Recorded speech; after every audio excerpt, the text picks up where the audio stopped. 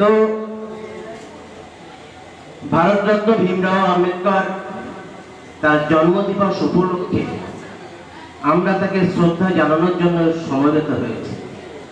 এখানে অনেক কথা উঠে এসছে, তার মধ্যে একটি প্রশ্ন যে আমরা কারা, কি আমাদের পরিচয়। আর বর্তমানে যে আমাদের এই পরিস্থিতি, বারবার একটি কথা উঠে আসছে, আমরা নিপীড়িত, আমরা দলিত, আমরা শোষিত, আমরা পায়ের নিচে আছি। কিন্তু চিরকাল কি আমরা সেই জায়গায় ছিলাম? চিরকাল কি আমরা দলিত নিপীড়িত ছিলাম? চিরকাল কি আমরা এরকম দাসত্বের মধ্যে ছিলাম? তা তো নয়। এই ভারতবর্ষে আজ থেকে 5000 বছর আগে যখন সিন্ধু সভ্যতা, হরপ্পা মহেঞ্জোদারো সভ্যতা, যখন এই মহাস্থানগড় থেকে শুরু করে ভারতবর্ষের পশ্চিমে মেহেরগড় সভ্যতা পর্যন্ত অসংখ্য যে নগর কেন্দ্রিক সভ্যতাগুলো ছিল, পাশাপাশি বর্ধিষ্ণু যে গ্রামগুলো ছিল, যে কৃষি বাণিজ্যে আমরা যে উন্নত ছিলাম, সেগুলো কারা করেছিল? সেগুলো তো আমাদের পূর্বপুরুষরা করেছিল। সেই সমস্ত সভ্যতার বড় বড় আর্কিটেক্টর, ইঞ্জিনিয়ার, তারা কারা ছিল? সিন্ধু সভ্যতার যে লিপি পাওয়া গেছে, সেই লিপিগুলো পড়ার ক্ষমতা আমার পূর্বপুরুষদের ছিল। তাহলে আমরা লিখতে পড়তে পারতাম, আমরা নগর সভ্যতা তৈরি করতে পারতাম, আমরা কৃষি ব্যবস্থায় উন্নত ছিলাম, আমরা নদীগুলো বাঁধ দিতে পারতাম, নদী থেকে বড় বড় জাহাজে করে বিদেশে বাণিজ্য করতে পারতাম। সেই যে আমাদের পূর্বপুরুষ, আজকের দিনে কোথায় এসে নেমেছি? যেখানে সমগ্র ভারতবর্ষে 92% জমি অর্থাৎ আমাদের কাছে নেই।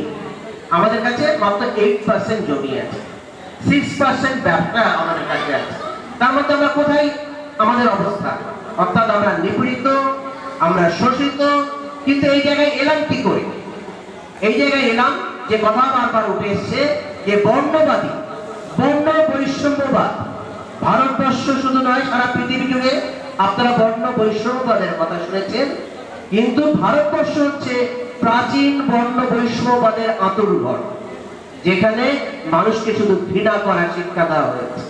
আর কি করা হয়েছে? ডিভাইড অ্যান্ড রুল, ভাঙো এবং শাসন করো। এটা ব্রিটিশদের কোনো নীতি নয়। ব্রিটিশরা এদের কাছে অনেক শিশু। বহু যুগ যুগ ধরে ভারতবর্ষে ডিভাইড অ্যান্ড রুল এই নীতি চালু করা হয়েছিল। তারা চালু করেছিল, স্বাভাবিকভাবে বুঝতে পারছি যারা নিজেদেরকে আর্য বা সম্মানীয় বলে ঘোষণা করেছিল, তারাই চালু করেছিল। তারাই আমাদের ধাক্কা মারতে মারতে আজকে আমরা এই জায়গায় এসে পৌঁছেছি, যেখানে আমাদের কাছে শিক্ষা নেই, স্বাস্থ্য নেই, অন্ন বস্ত্র বাসস্থান, শিক্ষা, স্বাস্থ্যের যে মৌলিক অধিকার, সেই অধিকার কিন্তু আমরা সেই অধিকার থেকে বঞ্চিত। কেউ হতে বলবে ঠিক আছে, তোমাদের ধর্ম কি ছিল? আমি বলবো আমাদের যে ধর্ম ছিল সেটাই ছিল সনাতন ধর্ম। অনেকে ভাববেন সনাতন, সনাতন মানে যা প্রাচীন এবং যা শাশ্বত। প্রাচীন কারা? এদেশের প্রাচীন কারা? সেই অখণ্ড আদিবাসী সমাজ, যারা এদেশের প্রাচীন।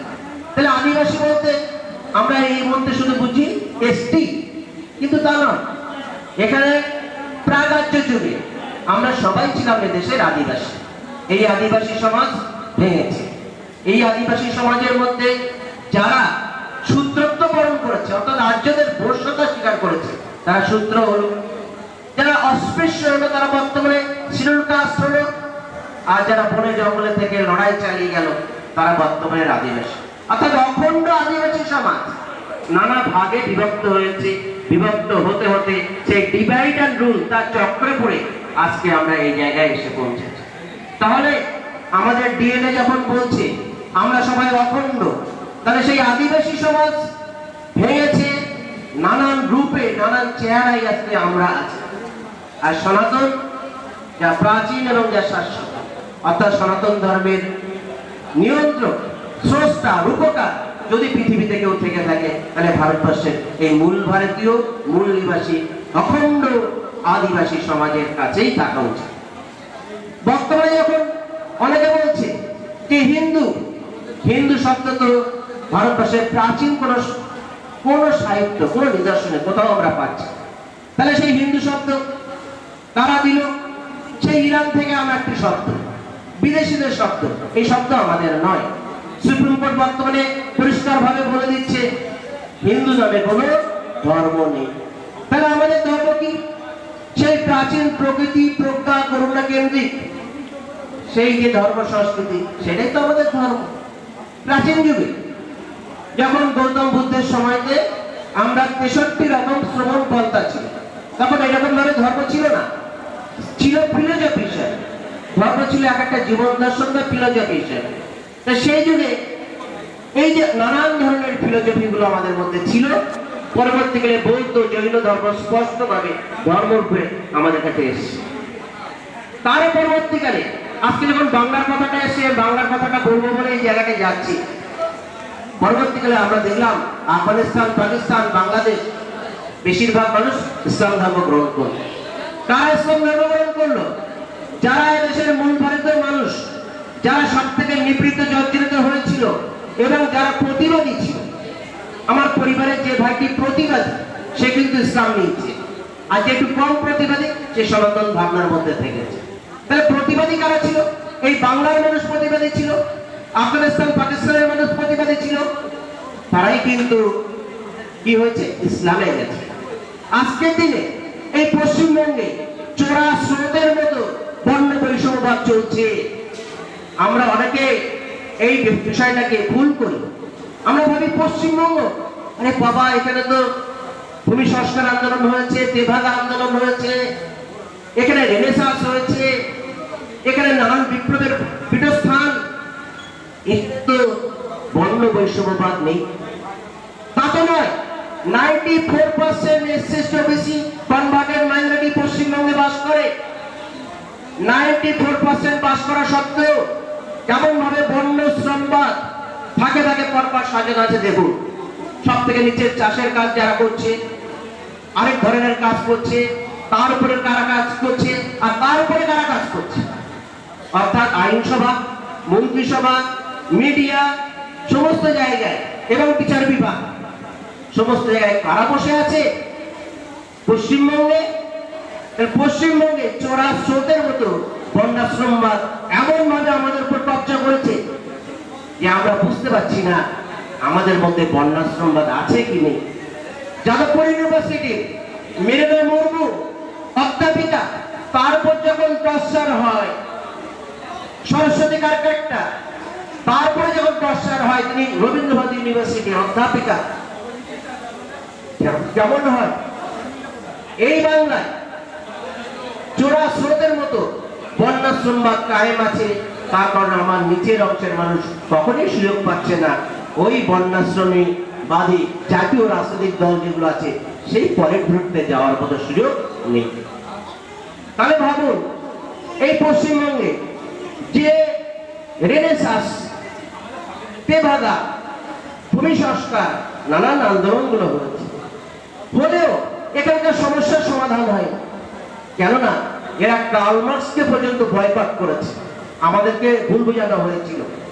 কার্ল মার্ক্স, যিনি 1848 খ্রিস্টাব্দে কমিউনিস্ট ম্যানিফেস্টো রচনা করেছিলেন, ফ্রেডারিক এঙ্গেলস, তারা দার্শনিক ভাষায় আমার এই বাংলার জন্য, আমার এই ভারতবর্ষের জন্য ভবিষ্যৎবাণী করেছিলেন এবং বাস্তবটাকে তুলে ধরেছিলেন। সেটা এই বাংলায় কিন্তু কোনোদিন প্রচার হয়নি, কিভাবে বাংলাকে ধোঁকা দেওয়া হয়েছে। তারা পরিষ্কারভাবে বলছেন যে বর্ণ ব্যবস্থার উপর তৈরি হওয়া এই ভারতবর্ষের সমাজ, ওই সমাজটাকে যদি ধ্বংস করতে না পারো তাহলে ভারতবর্ষে কখনোই সমাজতন্ত্র আসবে না। তারা পরিষ্কারভাবে ভারতবর্ষটাকে বিশ্লেষণ করে তারা ভারতের জন্য যে ঔষধটা দরকার সেটা বলে দিয়ে গেছে। আজকে ভারতবর্ষের মাটি সমাজতন্ত্র, গণতন্ত্র প্রতিষ্ঠার জন্য সর্বশ্রেষ্ঠ মাটি ছিল, কিন্তু সেই মাটিতে আমার মানুষদেরকে কোনদিন জানতে দেওয়া হয়নি যে এখানে সমাজতন্ত্র প্রতিষ্ঠার ক্ষেত্রে সর্বপ্রথম বর্ণ বৈষম্যবাদকে আঘাত করতে হবে এবং বর্ণ বৈষম্যবাদকে যদি আঘাত করা না যায় তাহলে এখানে সমাজতন্ত্র প্রতিষ্ঠা হবে না। কিন্তু তারা আমাদের জানতে দেয়নি। আমরা মিটিং, মিছিল, রক্তপাত সবকিছু করেছি। তারা কখনো বুঝতে দেয়নি এদেশের এসসি ওবিসি কনভার্টেড মাইনরিটি আসলে সবাই একটি ডিএনএ থেকে তৈরি, তাদের ভাষা সংস্কৃতি সভ্যতা একই জায়গা থেকে তৈরি হয়েছে। আমরা একই সভ্যতা সংস্কৃতির অংশীদার, শুধু ডিভাইড আর রুল করার জন্যই তারা কখনো বুঝতে দেয়নি। আপনারা দেখুন, এই যে বাংলা ভাষায় কথা বলছি, এই ভাষাটা কারা দিল? এটা অস্ট্রিক ভাষা থেকে এসেছে। সেই অস্ট্রিক ভাষা কাদের ভাষা? এদেশের মূল ভারতীয় মানুষদের ভাষা, যেটা যে ভাষা থেকে আমাদের ক্রেওল যতগুলো ভাষা এসছে, অর্থাৎ সাঁওতালি, কোল, মুন্ডা থেকে শুরু করে এই সমস্ত ভাষা। নৃতত্ত্ববিদরা বলছে আমাদের সকলের রক্তে কোন রক্ত প্রভাবিত হচ্ছে, সকলের রক্তে। এখানকার SC, ST, OBC, converted, minority সকলের রক্তে আমাদের আদিবাসী রক্ত প্রভাবিত। তাই যদি সত্য হয়, বিজ্ঞান যদি সত্য হয়, ভাষাতত্ত্ব যদি সত্য হয়, নৃতত্ত্ব যদি সত্য হয়, তাহলে আমরা কেন মানব না? কেন আমরা সত্যকে মানব না? আমরা সকলে এক ছাতার নিচে যে অখণ্ড মূল ভারতীয় জনসমাজ, আমাদের ধর্ম সংস্কৃতি সবই একই ছিল। ইসলাম একটা আলাদা ফিলোসফি। আমি বললাম প্রাচীন যুগে আমাদের আলাদা কোনো ধর্ম ছিল না, আমাদের ছিল ফিলোসফি হিসাবে। আলাদা কোনো আদিবাসী এরকম জাতিসত্তা ছিল না, ছিল একটা কৌম গোষ্ঠী হিসাবে। সাঁওতাল, চন্ডাল, বঙ্গাল, এরকম একটা কৌম গোষ্ঠী হিসাবে আলাদাভাবে বলা হয়নি সাঁওতাল একটা আদিবাসী, এই চন্ডাল একটু আলাদা, এর একটা গোষ্ঠী হিসেবে আমরা ছিলাম। পরবর্তীকালে আদিবাসী কেউ আদিবাসী নয়, এগুলো ভাগ হয়েছে। সুতরাং আমরা দেখছি আমাদের এই বৃক্ষটা নানান গাছ, নানান ডাল, নানান ফুলে ভরা, কিন্তু আমাদের গোড়াতে একই মৌলিক, একই সত্তা আছে। যে সত্তাটা হচ্ছে বৃক্ষের মূলে আছে, সেই মূল ভারতীয় সত্তায় যদি আমি যাই, তাহলে দেখবো আমরা সবাই অখণ্ড জনসমাজ, আমাদের চাহিদা সবই অখণ্ড, একই। অর্থাৎ আমাদের চাহিদা একই রকম ভাবে আমরা নিশ্চিত সমাজ, ডিপ্রেস ক্লাস। এই জায়গায় দাঁড়িয়ে আজকে আমাদের বাবা সাহেব, তিনি শুধু বাবা সাহেব না, তিনি হচ্ছে একটা ইনস্টিটিউশন। এই ইনস্টিটিউশনে আমাদের যত মহামানবরা এসছে, সে জ্যোতিরাও ফুলে থেকে শুরু করে সাবিত্রীবাই ফুলে, গৌতম বুদ্ধ, মহাবীর, জৈন, কবির, নানক, রবিদাস থেকে শুরু করে যত মহামানব আমাদের মধ্যে এসছে, সমস্ত সুফি, ফকির, বাউল, সমস্ত মহামানবদের মানবতাবাদী চিন্তা, যুক্তিবাদী চিন্তা, প্রজ্ঞাবাদী চিন্তা, সমস্তটা একত্রিত হয়ে আমাদের বাবা সাহেবের চিন্তার মধ্যে এসছে। সেই চিন্তার একটা প্রতিফলন আমরা সংবিধানের মধ্যে দিয়ে পাই। এই সংবিধান শুধুমাত্র এসসি, এসটি, ওবিসির সংবিধান নয়, সমগ্র ভারতীয়দের সংবিধান। এই সংবিধানে বলুন সমস্ত নারী উপকৃত হয়েছে, শুধু আমার সমাজের নয়, সমস্ত সমাজের নারী পুরুষ নির্বিশেষে সকলে। একটা অখণ্ড পরিবার কাকে বলে? একটা অখণ্ড পরিবার, সেখানে কেউ কিছু আত্মত্যাগ করতে হয়, কিছু ছাড়তে হয়, এইভাবে পরিবারটা আমরা কিন্তু বেঁধে রাখি। সমস্ত পরিবারটাকে অখণ্ড করে রাখতে গেলে ভারতবর্ষের মতো একটা বহুজাতিক, বহু সংস্কৃতি, বহু ভাষার একটি দেশ, এই দেশে কিভাবে অখণ্ডতা বজায় রাখতে হয়, সম্প্রীতি বজায় রাখতে হয়, দীর্ঘায়ু করতে হয়, তার জন্য এই সংবিধানটা তৈরি করা হয়েছে। অথচ এই সংবিধান আজকে নানান প্রশ্নের মুখে, অর্থাৎ এই সংবিধানকে ধ্বংস করে একাত্মবাদী সংবিধান অর্থাৎ মনুসংহিতার যুগে ফিরিয়ে যাওয়ার একটা চেষ্টা চলছে। এই চেষ্টাকে আমাদের কিন্তু রুখে দিতে হবে। ভারতের যুক্তরাষ্ট্রের ব্যবস্থা, ভারতের গণতান্ত্রিক ব্যবস্থা, ভারতবর্ষের অখণ্ডতা, ভারতবর্ষের বহুমাত্রিক সমাজ, ভারতবর্ষের বহু জাতিক সমাজ এবং বহু রূপ, সেইটাকে যদি আমরা অখণ্ডতার মধ্যে দিয়ে ধরে রাখতে চাই, তাহলে সংবিধানের সংকট থেকে সংবিধানকে আজকে আমাদের বাঁচাতে হবে। সেই জায়গায় দাঁড়িয়ে আমাদের বাবা সাহেবের চিন্তাধারাকে দিকে দিকে আমাদের ছড়িয়ে দেওয়া দরকার। বিশেষ করে এই বিদ্যালয় যেখানে শিশুরা পড়াশোনা করে, আমি চাইবো যে এখানে প্রত্যেক মাসে বা প্রত্যেক সপ্তাহে একটি করে সমাজ শিক্ষার ক্লাস থাক। কারণ আমরা প্রকৃতি সেবাশ্রম সংঘ, নানা জায়গাতে আমরা কিছু স্কুল করি, কিন্তু সেখানে আমাদের কিন্তু সিলেবাস আছে। সেই সিলেবাসের মধ্যে সমাজ শিক্ষা একটি সিলেবাসের পাঠ। সেই সমাজ শিক্ষার মধ্যে আমার মহামানবদের চিন্তা ভাবনা, তার জীবনী পাঠের সুযোগ থাকতে হবে এবং তাদের মধ্যে উদ্বুদ্ধ করার দরকার যে তোমার মহামানব কারা। কেননা আমরা প্যারালালি যে সরকারি শিক্ষা ব্যবস্থা দেখছি, শিক্ষা ব্যবস্থাকে আঘাত করাই হচ্ছে আর্য সমাজের কাজ, বৈদিক সমাজের কাজ। কেননা ভারতবর্ষের শিক্ষাকে ধ্বংস করার পরেই তারা আমাদেরকে গোলাম বানাতে পেরেছিল, তাদের মনুষ্যত্বিতা সংবিধান আমাদের উপর চাপিয়ে দিতে পেরেছিল। সেটাই আমরা দেখতে পাচ্ছি। যখন বর্তমান আধুনিক সংবিধানের জোরে যে শিক্ষার জোয়ার যতটুকু এসেছিল, মানুষের কাছে শিক্ষাটা ছড়িয়ে পড়তে শুরু করেছিল, সেইটাকে ধ্বংস করার জন্য আজকে সরকারি শিক্ষা ব্যবস্থার উপর আঘাতের পর আঘাত করা হচ্ছে। সরকারি শিক্ষা ব্যবস্থাকে টার্গেট করা হয়েছে। এটা অন্য কিছুই নয়, সরকারি শিক্ষা ব্যবস্থাকে ধ্বংস করে তাকে পুঁজিবাদীদের হাতে তুলে দেওয়ার একটা পরিকল্পনার জন্যই ওই আঘাত, অন্য কিছুই নয়। তাহলে আমাদের দিকে দিকে এই স্কুল যেমন ভাবে তৈরি হয়েছে, এরকম আরো আরো অনেক অনেক স্কুল তৈরি হওয়া দরকার, এবং সেখানে সমাজ শিক্ষার আলাদা ক্লাস, তার সিলেবাস থাকার দরকার। আমাদের মনীষীদের সম্পর্কে জানার দরকার, তাদেরকে আমাদের শিশুকাল থেকে তৈরি করে তোলার দরকার। কেননা আগামী দিনে তারাই হবে আমাদের ভবিষ্যৎ।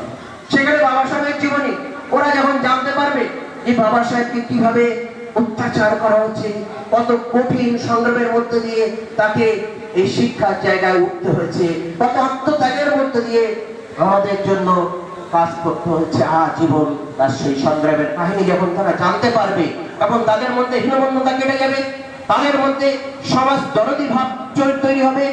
They will pay back to our society. তারা আমাদের সমাজকে কিন্তু তাদের দান করতে শুরু করবে। যখন তারা জানতে পারবে যে ব্ল্যাকবোর্ডের বাবা সাহেব যখনই লিখতে গেছে, সঙ্গে সঙ্গে ব্ল্যাকবোর্ডের নিচে ছোট ছোট খাবারের যে জায়গায় টিফিন কৌটাগুলো ছিল, অন্যান্য বাচ্চারা ছুটে গিয়ে সব তুলে নিয়ে চলে গেল। একটা শিশু কি মানসিক আঘাত! আমাদের বাড়ির কোনো শিশু যদি এরকম মানসিক আঘাত পায়, কিভাবে তার পক্ষে আর স্কুলে যাওয়া সম্ভব? সে কি চাইবে কোনোদিন স্কুলে যায়? এইরকম গল্পগুলো যখন তারা জানতে পারবে, গরুর গাড়ি থেকে নামিয়ে দেওয়া হলো, অপমান করা হলো, এইসব ঘটনাগুলো আমার শিশুরা যখন জানতে পারবে, তখন তাদের মধ্যে বাবা সাহেবের প্রতি ভালোবাসা জন্মাবে, এই রাষ্ট্রের প্রতি ভালোবাসা জন্মাবে, এই রাষ্ট্রের প্রতি দায়িত্ববোধ জন্মাবে। কেননা এই দেশকে যারা প্রকৃতপক্ষে ভালোবেসেছে, এই দেশকে যারা গঠন করে তুলতে চায়, এই দেশের প্রকৃত সভ্য যারা, এই দেশের প্রকৃত মেধাবী যারা, তারা কিন্তু আমার সমাজের মানুষ। আমার সমাজের মানুষ। অনেকে বলে না না না, ওই তো ব্রাহ্মণরা অনেক মেধাবী। একেবারে ভুল কথা। ভারতবর্ষে আর্যবাদীরা এমন কিছু সৃষ্টি করতে পারেনি আজ অব্দি যে তাদেরকে মেধাবী বলা যায়। তারা লিখতে পড়তে পারেনি। আপনারা জানবেন আরেকটা তত্ত্ব, অনেকে বলে এই সংস্কৃত ভাষা থেকে বাংলা ভাষা এসেছে, ওরাই তো সব স্রষ্টা। বর্তমানে সব ভ্রান্ত প্রমাণিত হয়ে গেছে। প্রাচীন ভারতবর্ষের সংস্কৃতের কোন ডকুমেন্টারি এভিডেন্স আর পাওয়া যাচ্ছে না, পাওয়া যায়নি কোথা থেকে। মৌর্য যুগে যত শিলালিপি, কোথাও তো সংস্কৃত পাওয়া যায়নি, সবই তো পালি প্রাকৃত খরস্থ লিপি, কোথাও দেবনাগরী লিপিও পাওয়া যায়নি। এরা অর্বাচীন কালে, মুঘল যুগে, সুলতানি যুগে স্রেফ ঠান্ডা মাথায় বসে বসে কিছু সাহিত্যকে সংস্কার করেছে, ব্রাহ্মণীকরণ করেছে, তারপর সেগুলো আমাদের মধ্যে পেশ করেছে। গবেষণা খুব দ্রুত এগোচ্ছে। সারা ভারত জুড়ে মানুষ জেগে উঠেছে। দক্ষিণ আফ্রিকার মানুষ যদি স্বাধীনতার জন্য কালাব্দি সেখানকার তারা স্বাধীনতার জন্য সংগ্রাম করতে পারে, এই ভারতবর্ষের মানুষ, এদেশের কামাটে কালো মানুষ আগামী দিনে এই স্বাধীনতা সংগ্রামে বিপুল ব্যাপক ভূমিকা নেবে, এবং সেই সংগ্রামে কিন্তু আমরা জয়যুক্ত হবই। কেননা ইতিহাস আমাদের পক্ষে, সত্য আমাদের পক্ষে, সভ্যতা সংস্কৃতি সবই আমাদের পক্ষে। মুসলিম ও মিথ্যাচারীরা আমাদের এই বিপুল সংখ্যার কাছে ধোপে টিকবে না। সেক্ষেত্রে বাবা সাহেবের মতো মানুষ তার অবদান এবং সেই মহাপুরুষকে সামনে রেখে আমাদের এই ঐক্যবদ্ধ সংগ্রামের কাজ এগোতে হবে। সকলকে আমার আন্তরিক ভালোবাসার শুভেচ্ছা জানিয়ে, আমাদের শিশু কিশোরদের প্রতি আমার স্নেহ ভালোবাসা জানিয়ে আমি আমার কথা শেষ করছি।